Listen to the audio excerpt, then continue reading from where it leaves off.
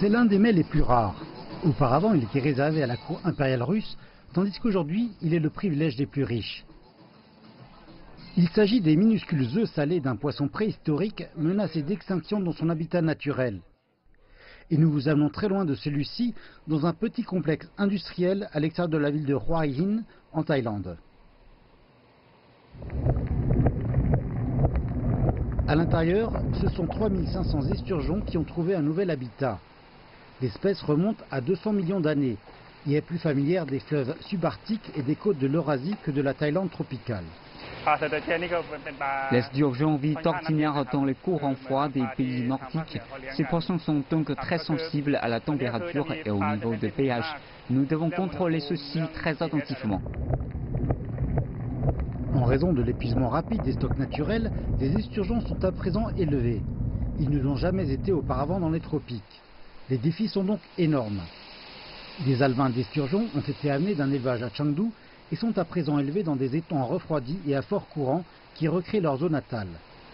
Ces poissons n'ont que 3 ans et ils ne produiront pas d'œufs avant 24 autres mois, mais leurs propriétaires nourrissent déjà de grandioses ambitions.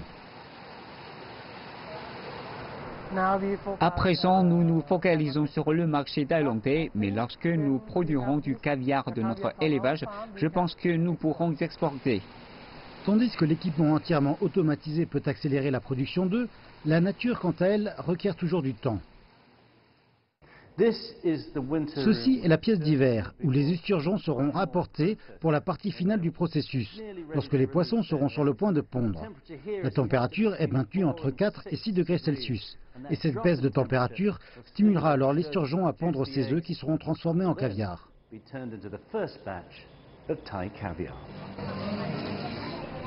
L'équipe qui dirige l'élevage essaie d'ores et déjà de créer une demande pour le caviar récolté en Chine. Des échantillons gratuits sont livrés à un bar de Bangkok pour tester les eaux. Mais les chances sont faibles que le coût du mets diminue. C'est vraiment difficile de le produire. Vous voyez, pour récolter votre premier caviar, il vous faut attendre 5 ans. Pouvez-vous imaginer cela, y travailler 24 heures chaque jour? Bien sûr, la cuisine thaïlandaise est réputée pour ses délicieuses saveurs et ses épices. Les Thaïlandais sont-ils prêts pour un mets aussi subtil et rare que le caviar? It's so amazing. I'm not gonna deny it. It's like, I want more.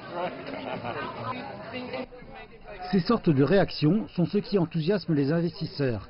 Et les clients qui veulent essayer le caviar thaïlandais ont quant à eux 2 années supplémentaires pour mettre de l'argent de côté afin de s'en acheter.